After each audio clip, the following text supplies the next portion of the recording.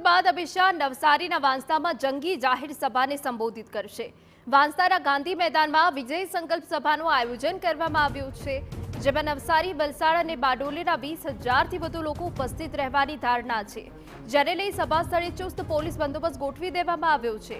ત્રણેય લોકસભાના આદિવાસી મતદારોને રીઝવવા માટે અમિત શાહ જનજાવાથી પ્રચાર કરશે।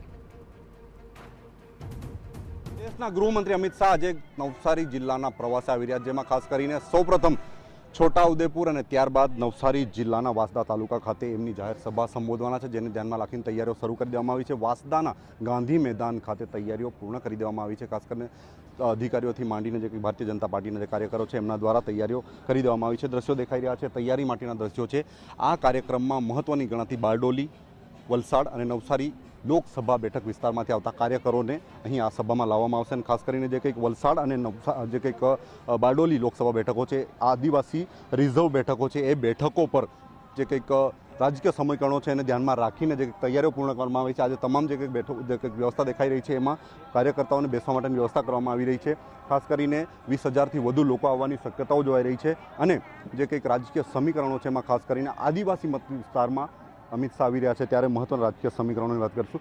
કેટલા વિસ્તારમાંથી લોકો આવે છે? ખાસ કરીને અહીંયા અમારા 6 વિધાનસભામાંથી આવે છે, વલસાડની 6 વિધાનસભા એટલે ધરમપુર, પારડી, ઉમરગામ અને કપરાડા અને વલસાડ। તો કેટલાક લોકો આવશે? ખાસ કરીને અમારી સાઈડથી આશરે 10,000 જેટલું પબ્લિક આટલી વિધાનસભાઓ થઈને આવશે। કેવો રાજકીય માહોલ છે? ખાસ અમારે ત્યાં અત્યારે એકદમ પરફેક્ટ છે।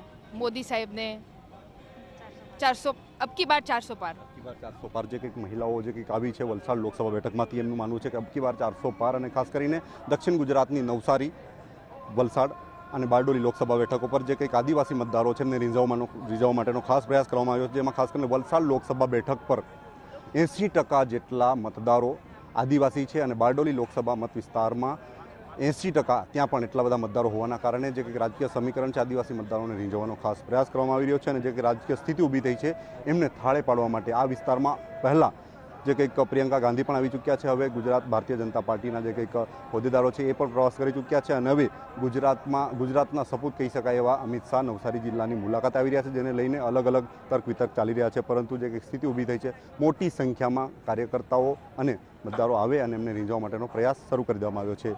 નિલેશ ગામી, TV9 નવસારી।